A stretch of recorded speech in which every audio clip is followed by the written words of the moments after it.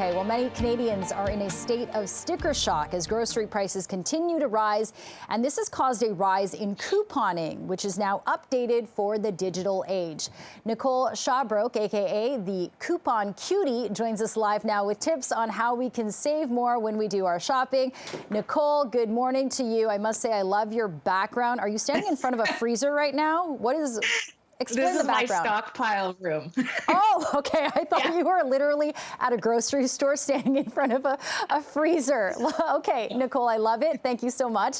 Okay, let's talk about how people can save, because you have several tips and you have great resources on your Instagram. We'll get to that. But the first thing you recommend is to collect those points. Absolutely. So there's PC Optimum app, which a lot of people use, but some people don't still. So that's a really popular one, the PC Optimum app. And then there's also Air Miles, which is a really big one. Great things about these apps is you just scan the app at the till, and then you can earn points, which you can cash out for free stuff. Now, one other thing to note is you need to watch your offers and make sure that you're looking for points offers on things you buy so that you can collect those points. Yeah, I've certainly redeemed quite a bit of cash because I use my PC points card so much at Shoppers Drug Mart and Loblaws. Yes. Okay, and next up, you talk about these cash back apps. I don't really understand them. Can you explain what that is? Yeah, these are actually my favorite thing to help people save with because it doesn't require you to go and do a lot at the store. It's when you get home, you just take a picture of your receipt and you upload them onto the app. So the three main apps that we use for cashback is Checkout 51, Eclipsa, and the Cattle app. So again, what you do is you look on these apps for offers that you want to use. You then take a picture of your receipt once you've bought the item. And once you get to 20 bucks, you cash out and they send you a check. Wow, that sounds like free money. Yeah, Okay. It's great. Okay, I'm going to be doing that after the show this morning. All right, and then finally collecting coupons, because I know that more Canadians are collecting coupons now. Before, I guess, inflation and all the prices rising, less than 50% of Canadians do this because it's more of a U.S. thing, the coupon culture. So talk about how we can, collect coupons without painfully cutting out flyers. Yeah, so usually you can find in Canada coupons at the store. They're in the aisles by the products. They usually put new coupons out about once a month or so, and you want to check stores like Superstore, Loblaws, No Frills, Food Basics, Sobeys. Those are like some of the popular ones. Now, you can also print coupons online. There's some resources as well. I have those on my Instagram too. There's websites where you can print coupons. And then there's also some companies that will mail out coupons to you as well. Okay. And then also price matching your groceries. This is also important, right, Nicole? This one is very important because it's a little bit of work at the till, but it's really important because it can help save on your entire grocery bill. So for price matching, you can do that at Superstore, No Frills, or Freshco. And it's done with the Reebee app. It's called Reebee. And what you do is you look up your items on the app, see if you can find your item for less, and then you show that to the cashier at the till, and they'll price match the item for you. Okay, and Nicole, you did have other tips like shopping ahead and discount shopping at places like Costco, but we're out of time, so you can find more information at the Coupon Cutie Canada on Instagram. Nicole, thank you so much for joining us this morning to give us your tips. Take care. Thank you. Thank you.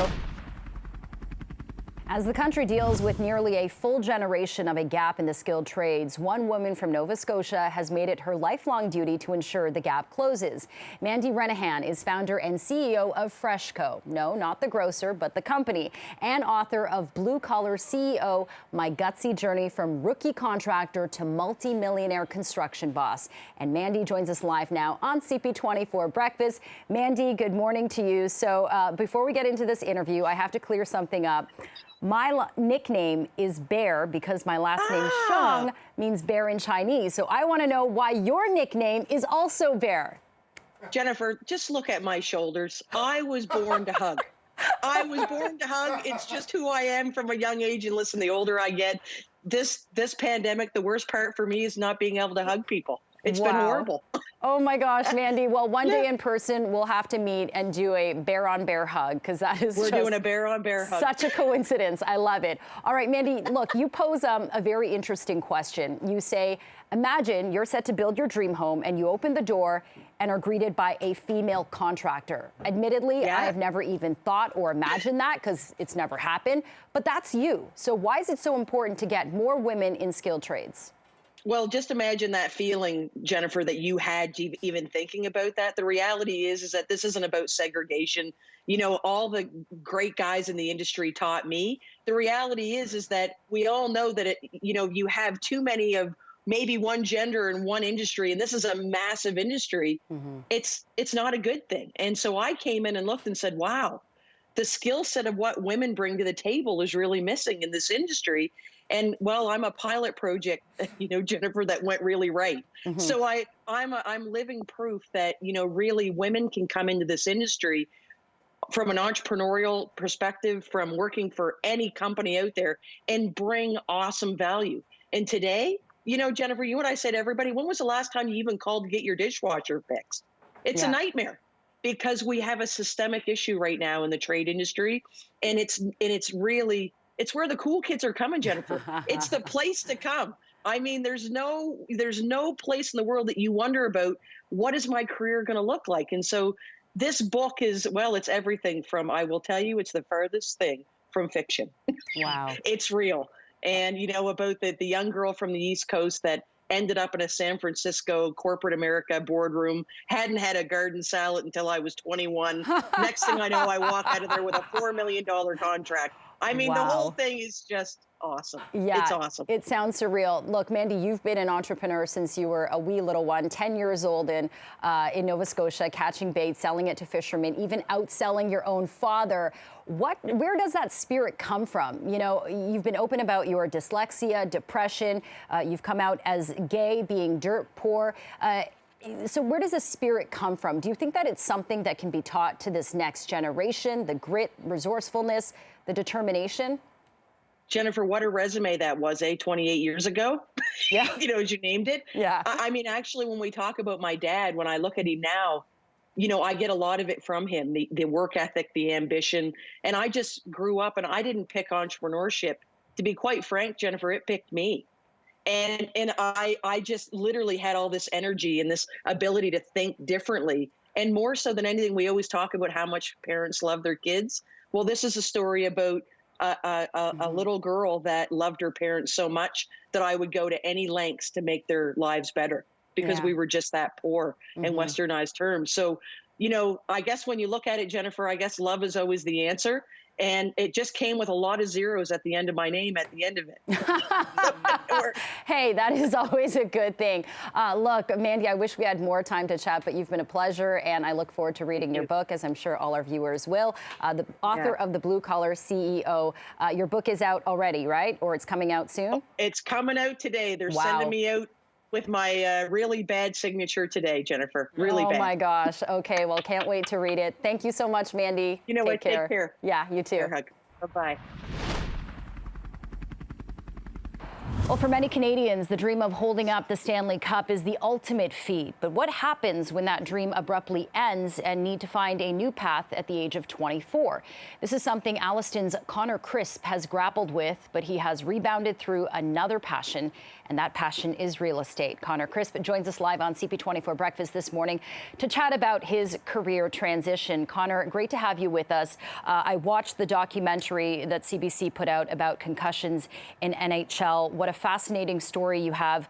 I'd like to know what's been the hardest part for you switching gears from being a full-time hockey player to going into real estate, because hockey is pretty much what you knew all your life. Yeah, first of all, thanks for having me. Appreciate you guys having me this morning. I think the difficulty was just a transition from being known as Connor Crisp, the hockey player, going into Connor Crisp, the realtor. So obviously a tough decision. It wasn't my first choice to retire at such a young age, but I'm glad I did. I'm in a really good place, and real estate's been great to me so far. Okay, that's good to hear. Yeah, you retired really young at 24, and I believe you were first drafted to the NHL when you were 20. So to have to change at such a young age must have been a challenge. Everything pretty much shifted your life upside down in the 2015-2016 season when you were in Newfoundland playing for the St. John's Ice Caps. You got into that fight, which resulted in a concussion. And ever since then, you're pretty much experiencing headaches 24 hours a day, got it down to 20 hours a day. I must ask you, how are the headaches today, as well as the mood swings?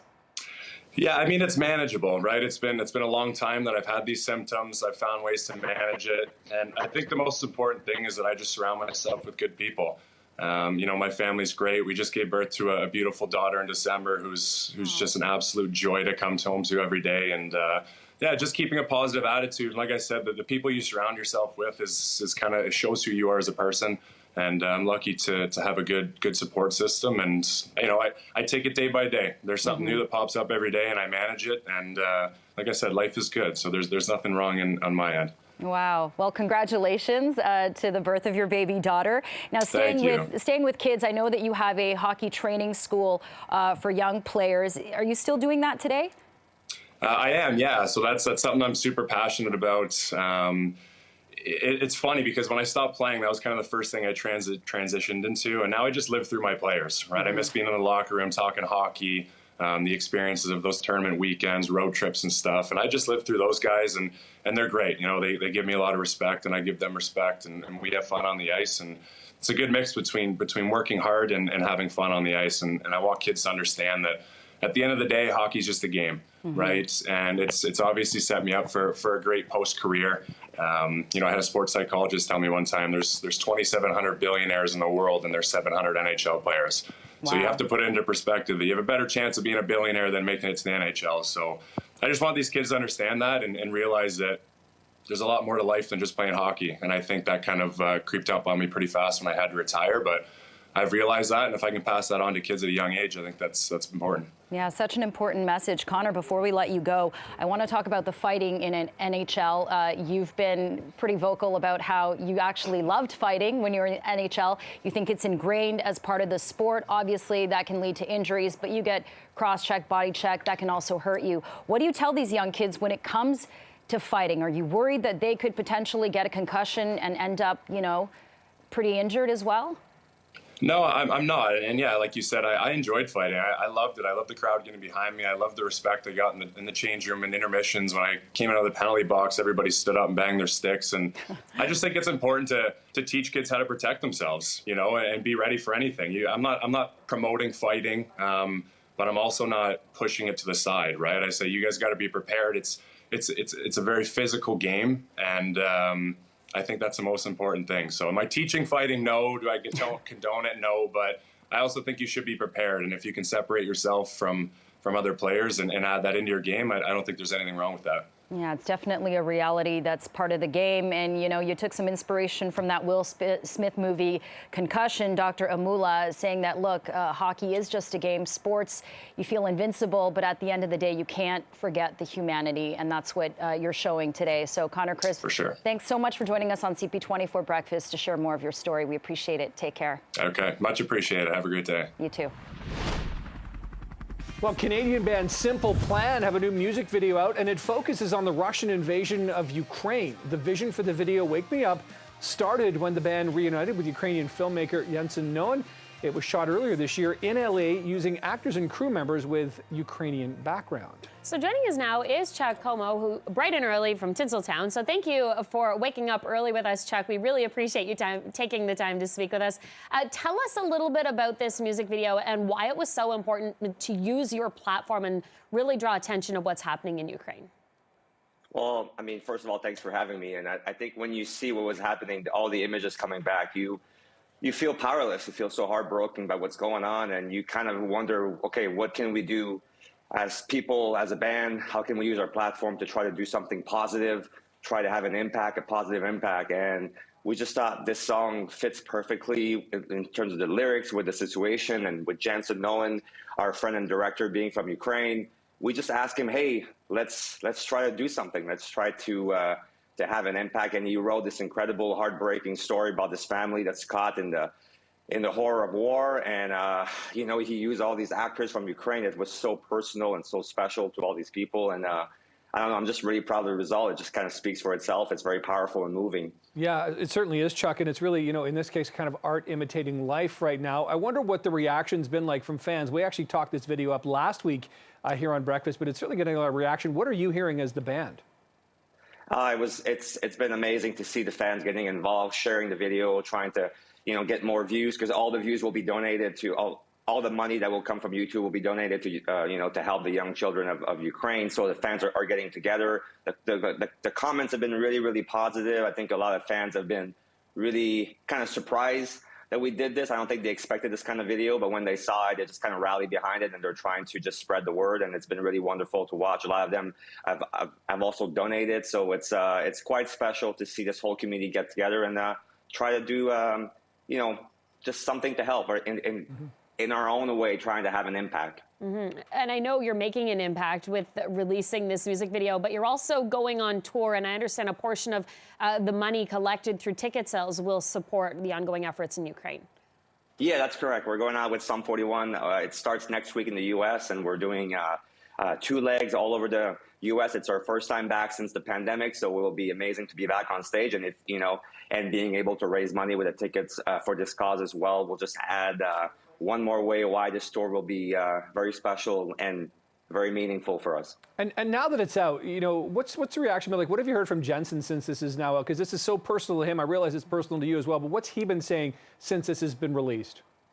Well, I think it's been really great for him to actually get involved and do something. I think he told me he was at home watching the news and, you know, reading a newspaper and seeing his own country being destroyed, his own people being killed, and you have this powerless feeling of like, what can I do? And then being involved, being able to use his talent, being able to use his art to do something through our song and through our music video, I think it has really helped him sort of feel like, okay, well, at least I'm able to do my part. I'm able to do like a little something to raise awareness, to raise money, and to like kind of let people know, you know, what's happening for his friends and families that are still there, still stuck in Ukraine and still going through this horrific war. So I think it's been really helpful for him, for his soul, and we're just happy that we were able to give him a voice, you know, no doubt.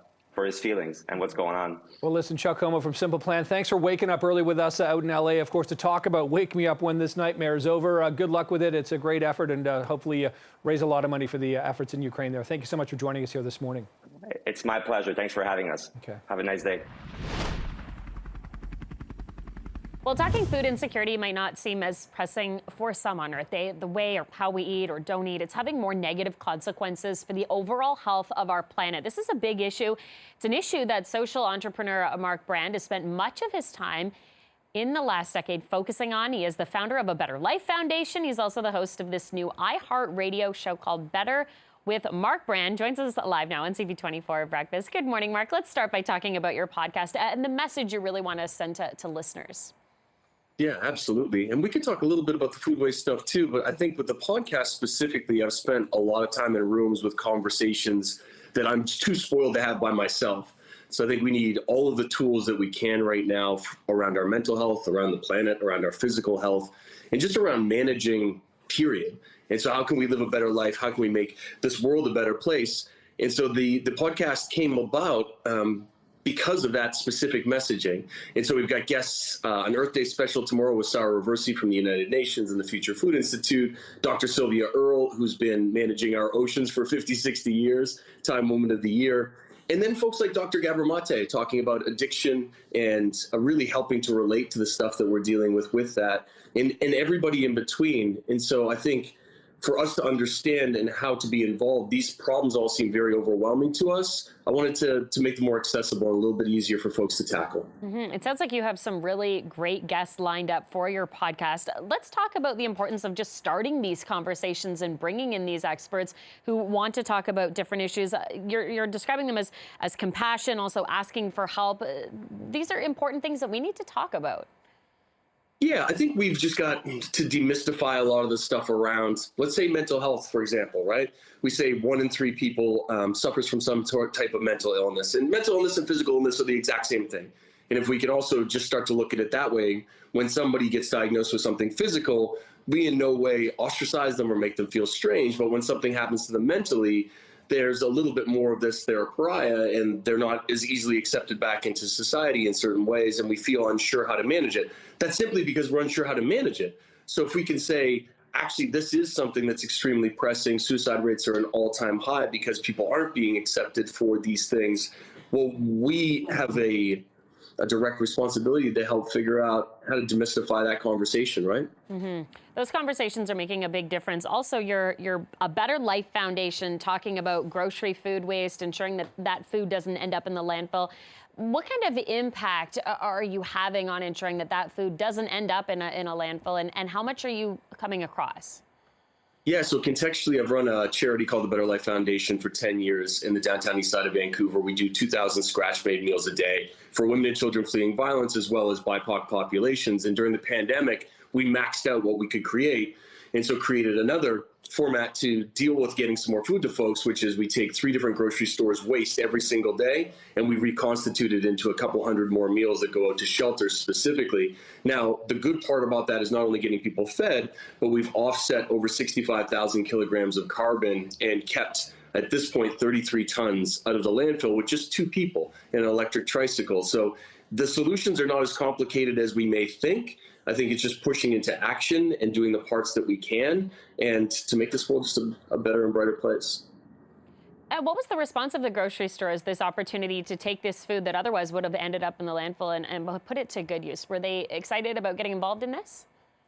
You can imagine they were ecstatic, right? Like, imagine working in that space. I've worked in catering. I've been in this business for 30 plus years. And so when you do like a big event and you see all this food going into the garbage and you walk outside and see somebody unhoused and starving, that doesn't equate. The same thing happens for grocery stores, right? Homelessness and domestic homelessness is at an all-time high and on the rise. And so when you step out and see these things, and we're talking about families, the elderly, people that we should really be focused on looking after, that's heart-wrenching for people who have the food but simply aren't able to do anything with it. So creating this approach is definitely put smiles on everybody's face. Now, this being Earth Day, I'd love to ask what you're doing to mark this day and what your message would be to people who are thinking about making some small changes that can have a really big impact. Yeah, don't get overwhelmed. And Earth Day is every day for me. It's every single day and has been my entire adult life. I think we signify these holidays, and there's too many to list, by like a month or a day or a week. And the fact is, those things that we're calling out need to get our attention every single day. And so if you're at home wondering what you can do, don't get overwhelmed. Think about where you can start. Think about how much time you have, what you truly care about, and a skill you wish you could use more. You put those 3 things together in the way that you can help make this planet a better place, and I promise good results will come. Yeah, those small steps can make a really big difference for sure. Mark Brand, thank you for taking the time to speak with us this morning. My honor, Courtney. Thanks for having me. Thank you.